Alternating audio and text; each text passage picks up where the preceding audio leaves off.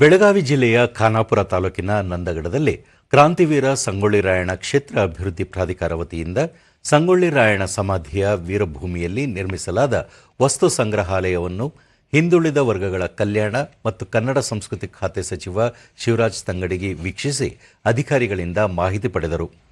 ಈ ವೇಳೆ ರಾಜ್ಯ ಖಾತರಿ ಯೋಜನೆಗಳ ಅನುಷ್ಠಾನ ಸಮಿತಿ ಪ್ರಾಧಿಕಾರದ ಅಧ್ಯಕ್ಷ ಎಚ್ಎಂ ರೇವಣ್ಣ ಸೇರಿದಂತೆ ಹಲವರು ಉಪಸ್ಥಿತರಿದ್ದರು.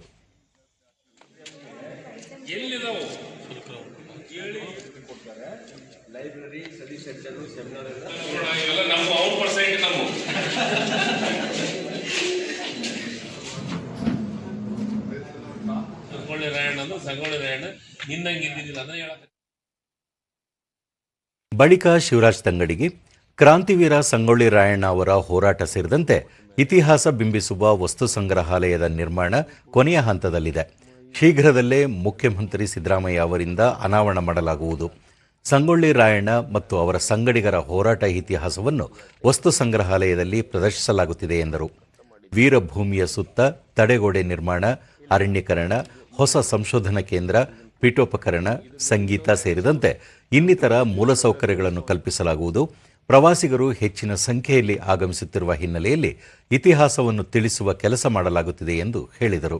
ಕಾಂಪೌಂಡು, ವಾಲು, ಸ್ಟೋನು ಇವನ್ನೆಲ್ಲವನ್ನ ಕೆಲವೊಂದಿಷ್ಟು ಬದಲಾವಣೆ ಇದನ್ನು ಹೊಸದು ಮತ್ತು ನಂದಗಡದೊಳಗ ನಮ್ಮ ನಂದಗಡ ವೀರಭೂಮಿಯೊಳಗ 7,95,00,000 ಈ ವಸ್ತು ಸಂಗ್ರಹಾಲಯ ಮತ್ತು ಸಂಶೋಧನಾ ಕೇಂದ್ರ ಇಲ್ಲೆಲ್ಲ ಪ್ರಾರಂಭ ಮಾಡಬೇಕು ಅಂತಂದು ಇದನ್ನ ಮತ್ತು ವೀರಭೂಮಿಯಲ್ಲಿ ಸಂಸ್ಕೃತಿ ಚಟುವಟಿಕೆಗಳಿಗೆ ಪ್ರಬಂಧ ಸ್ಪರ್ಧೆ, ನಾಟಕ, ಚಿತ್ರಕಲೆ ಇತ್ಯಾದಿ ಕಾರ್ಯಕ್ರಮವನ್ನು ಮಾಡ್ಲಿಕ್ಕೆ ಅದಕ್ಕೆ 1,24,00,000 ಇಟ್ಕೊಂಡಿದ್ವಿ. ಬಳಿಕ ಸುದ್ದಿಗೋಷ್ಠಿಯಲ್ಲಿ ಶಿವರಾಜ್ ತಂಗಡಗಿ ರಾಜ್ಯದಲ್ಲಿ ಸಾಮಾಜಿಕ, ಆರ್ಥಿಕ ಮತ್ತು ಶೈಕ್ಷಣಿಕ ಸಮೀಕ್ಷೆ ಮುಂದುವರೆದಿದ್ದು ಈವರೆಗೆ 5,34,00,000 ಜನರ ಸಮೀಕ್ಷಾ ಕಾರ್ಯ ಪೂರ್ಣಗೊಂಡಿದೆ. ಇದೇ ತಿಂಗಳ 18ರ ಒಳಗೆ ಸಮಗ್ರ ಸಮೀಕ್ಷಾ ಕಾರ್ಯ ಮುಕ್ತಾಯವಾಗಲಿದೆ.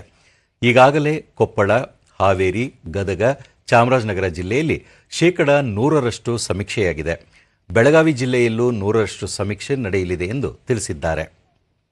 ಅದರೊಳಗೆ 41 ಲಕ್ಷ ಜನ ಭಾಗವಹಿಸಿದ್ದಾರೆ. ರಾಜ್ಯದ ಎಲ್ಲ ಜಿಲ್ಲೆಯಲ್ಲಿ ಕನಿಷ್ಠ 4,93,00,000 ಜನಸಂಖ್ಯೆ ಭಾಗವಹಿಸಿದ್ದಾರೆ.